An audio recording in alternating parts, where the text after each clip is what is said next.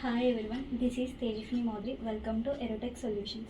Coming to our project title, Smart Remote for Controlling Electrical Appliances through Android Mobile. And required components are Arduino, relay modules to load Bluetooth controller. And coming to the connections, Bluetooth RX will be connected to Arduino TX and Bluetooth TX will be connected to Arduino RX. VCC will be connected to VCC and ground will be connected to ground.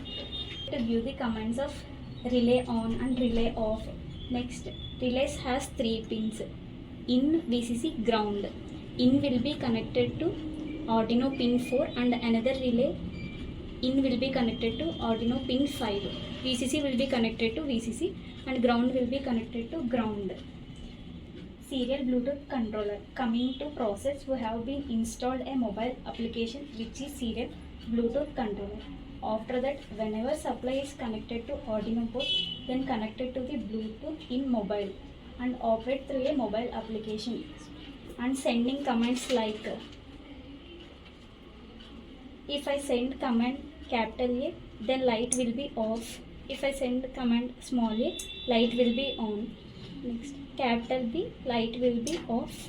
Small b, light will be on. Thanks for watching.